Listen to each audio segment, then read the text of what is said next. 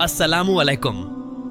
मेरे प्यारे इस्लामी भाइयों, आज हम आपको नबी सल्लल्लाहु अलैहि वसल्लम और रुकाना पहलवान की कुश्ती का वाकया सुनाने जा रहे हैं। लेकिन उसे देखने से पहले अगर वीडियो को लाइक नहीं किया है तो वीडियो को लाइक करें और चैनल को सब्सक्राइब करें। अब सुन लेते हैं वाकया। नबी सल्लल्लाहु अलैहि वसल्लम और रुकाना पहलवान का वाकया।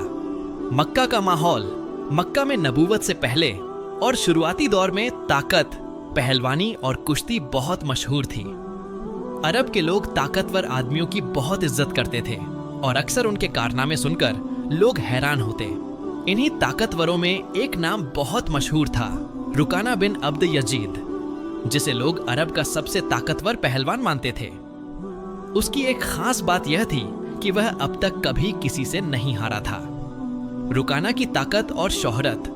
रुकाना इतना ताकतवर था कि वो अकेले ही पूरे ऊंट को जमीन से उठा लेता और उसके सामने कोई भी पहलवान टिक नहीं पाता था।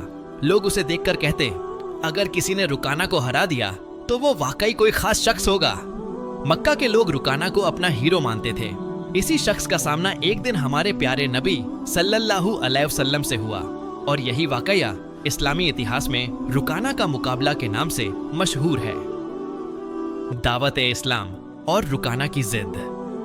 जब नबी सल्लल्लाहु अलैहि वसल्लम ने मक्का में लोगों को इस्लाम की तरफ बुलाना शुरू किया तो कुरैश के बड़े लोग और ताकतवर लोग आपके सामने आकर सवाल करते, ताने देते और आपके संदेश को झुठलाते थे।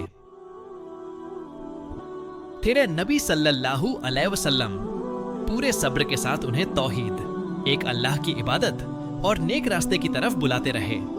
रुकाना भी इस्लाम से दूर था, बल्कि मजाक उड़ाने वालों में शामिल था। एक दिन नबी सल्लल्लाहु अलैहि वसल्लम एक जगह अकेले बैठे थे। रुकाना अपने कुछ साथियों के साथ वहां से गुजरा। उसने आप नबी सल्लल्लाहु अलैहि वसल्लम को देखा और बोला, ए मोहम्मद, अगर तुम मुझसे कुश्ती में जीत गए तो मैं मान लूंगा कि तुम सच्चे नबी हो। मुकाबले की पेशकश नबी सल्लल्लाहु अलैहि वसल्लम ने बड़े इत्मीनान से फरमाया, अगर मैं तुझे हरा दूं तो क्या तू अल्लाह और उसके रसूल पर ईमान लाएगा? रुकाना ने हंसते हुए कहा, हाँ, लेकिन मुझे हराना आसान नहीं है। लोग इकट्ठा होने लगे। सबको हैरत थी कि कोई रुकाना को कैसे हरा सकता है। वो लोग तमाशा देखने के लिए जमा हो गए। पहला मुकाबला, रुकाना का गिरना। कुश्ती शुरू हुई। रुकाना ने पूरी ताकत से हमला किया, लेकिन नबी सल्लल्लाहु अलैहि वसल्लम ने अल्लाह की मदद से एक झटके में उसे पकड़कर जमीन पर पटक दिया। रुकाना हैरान रह गया। ऐसा कभी नहीं हुआ था। उसने कहा, एक बार और। दूसरा राउंड शुरू हुआ।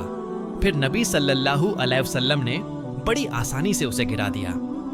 तीसरी बार रुकाना ने पूरी ताकत लगाई, लेकिन नबी सल्लल्लाहु अलैहि वसल्लम ने फिर उसे जमीन पर गिरा दिया। लोग हैरान होकर देखने लगे। अरब का सबसे ताकतवर पहलवान लगातार 3 बार हार गया। रुकाना की हैरत और पेड़ का चमत्कार। रुकाना बोला, मोहम्मद, मुझे यकीन नहीं होता कि तुमने अपनी ताकत से मुझे गिराया है। इसमें जरूर कुछ और बात है।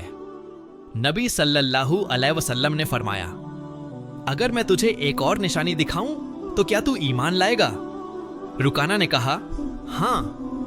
नबी सल्लल्लाहु अलैहि वसल्लम ने एक पेड़ की तरफ इशारा किया। पास खड़ा एक पेड़ जड़ों समेत चलकर आपके पास आ गया और वापस चला गया। रुकाना यह देखकर हैरान और सन्न रह गया। उसने कहा, यह जादू नहीं हो सकता, ये तो हकीकत है।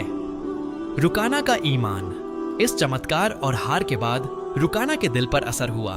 उसने दिल ही दिल में मान लिया कि मोहम्मद सल्लल्लाहु अलैहि वसल्लम अल्लाह के सच्चे रसूल हैं। बाद में वो इस्लाम लेकर हाजिर हुआ और मुसलमान बन गया। उसकी यह कुश्ती और ईमान लाना इस्लाम की सच्चाई की एक जबरदस्त मिसाल बन गई। वाक्य से सीख, अल्लाह की मदद से असंभव भी संभव हो जाता है। ताकत और शोहरत अल्लाह के सामने कुछ भी नहीं। हमारे प्यारे नबी सल्लल्लाहु अलैहि वसल्लम ने कभी गुस्से बदले या शेखी में नहीं, बल्कि दावत और हिकमत से काम लिया। चमत्कार, मोजिजा का असर तभी होता है जब दिल सच्चाई को स्वीकार करने के लिए तैयार होता है हो।